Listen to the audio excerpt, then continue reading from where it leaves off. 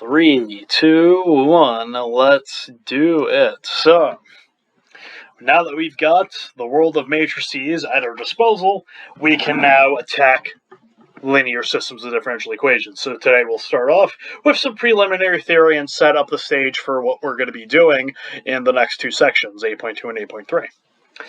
Okay, so again, let's remind ourselves what we're doing. We're trying to solve differential equations that look like this. Right, so find me the functions x and y with the property that the derivative of x is negative y plus t, and the derivative of y is x minus t. All right. And we want to solve this specifically using matrix methods. Right, because it turns out that the matrix approach is going to be the cleanest way of tackling this.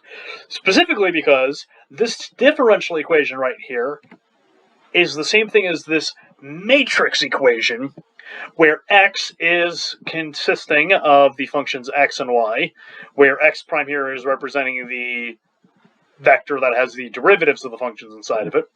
A is what we call the coefficient matrix, which consists of the scalars attached to y and x, and F is what we're going to obviously call the non-homogeneous part, which consists of functions that depend on t but don't involve the functions x and y.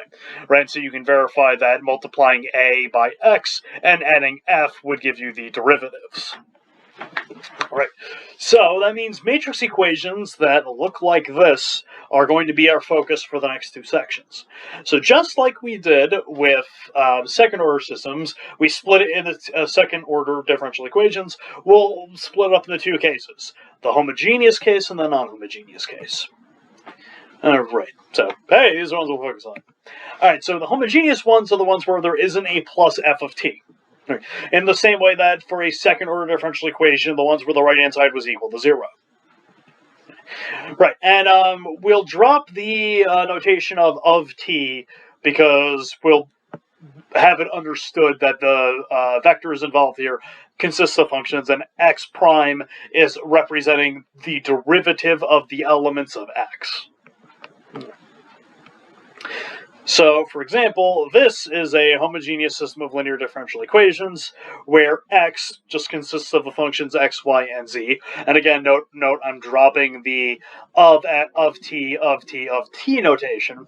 So again, 3 unknown functions depending on one independent variable t running around. And here, these are just the coefficients. So note that negative 3 is the coefficient on the first equation attached to x. 4 is the coefficient on y in the first equation. And negative 9 is the coefficient on z in the first equation. 6 is the coefficient on x in the second one. Negative 1 is the coefficient on y. There is no z term, so a 0 goes there. And then likewise in the third equation, 10, 4, 3, 10, 4, 3. All right, nice. Okay. So, again, this is a much more beneficial way of representing and thinking about these equations, because here I've got 3 equal signs running around, but here I only have 1. And as we're about to see, only having 1 is going to make life a lot easier.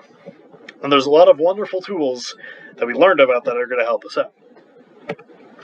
Alright, so let's get some language here. So by a solution vector, we're going to mean a vector that satisfies the equation.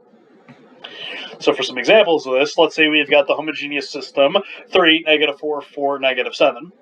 And I've got an x1, so it's 2e to the t. I claim this is a solution vector. And how would I verify that? Well, take the derivative of this function right here. Note that its derivative is 2e to the t. Note that I can rewrite this as 3 times 2e to the t plus negative 4 times e to the t. The derivative of e is e to the t, and note that I can rewrite this as 4 times 2e to the t plus negative 7 times e to the t. So in other words, x1 prime is equal to the matrix 3, negative 4, 4, negative 7 times x1. So the derivatives are the same thing as the matrix multiplication. All right, nice. So indeed, x1 is a solution to this homogeneous system. Let's look at another one. Same homogeneous system, different solution. E to the negative 5t, 2e to the negative 5t. Oh boy, solutions look like e to the t. I wonder if, yeah. Alright, yeah, so verify it, take the derivative of the first one, the derivative of the second one, and verify that, yes, when I multiply x2 by the matrix 3, negative 4, 4, negative 7, everything lines up the way it should.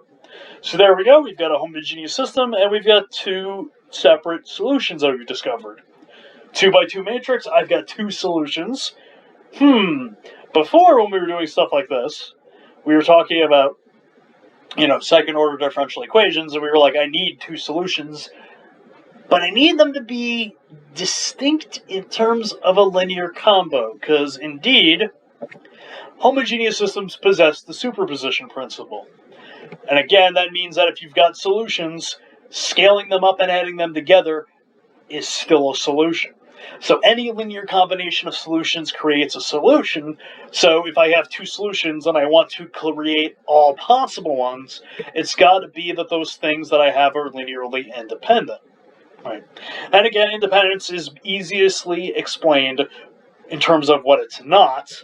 Right? You're dependent if I can find scalars, not all of them 0, so I can scale you up, add you up, and get to 0. So in other words, I can make a trivial linear combination using non-trivial scalars.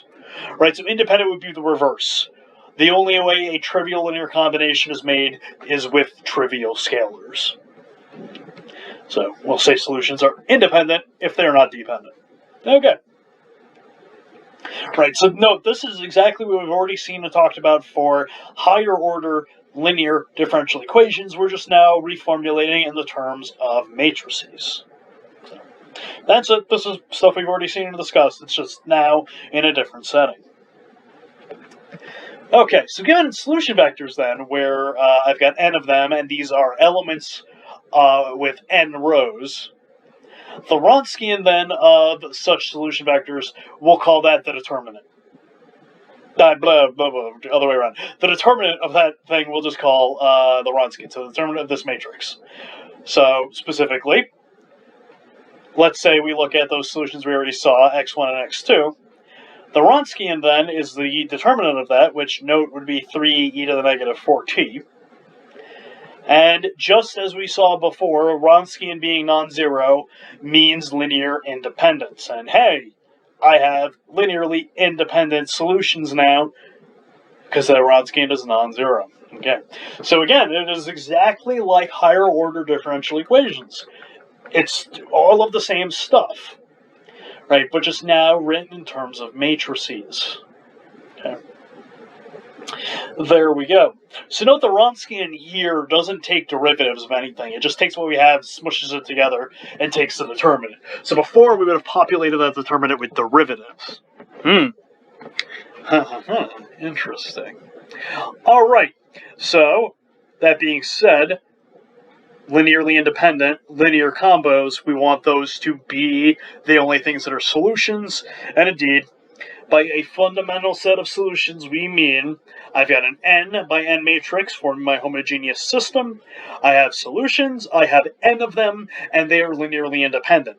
That means that would mean, so for example, for the x1, x2, that we have already been playing around and working with, we have verified that they are solutions and they are linearly independent. So these are in fact a fundamental set of solutions for that homogeneous differential equation. Now, of course, the whole point of this, right, what do we want to be true? Every homogeneous system possesses a fundamental set of solutions, and every solution can be written as a linear combination of those two. So you can formulate the general solution by scaling and adding everything up. So, for example, the homogeneous equation we've been looking at and discussing is got a full-out solution of c1 times x1 plus c2 times x2. So there we go. Every solution to this is of this form. Okay. So it's exactly like the second order and higher linear differential equation situation. You have a nth order DE, you want n linearly independent solutions. I have an n by n homogeneous system. I want n linearly independent solutions. So here we have a 2 by 2, and I have 2 solutions that I know are linearly independent. And furthermore, let's note that if I had an initial condition, I could actually solve for C1 and C2. So you would, of course, plug this into this equation. So 1, 1, plug in 0 for t, because again, x, remember, depends on t.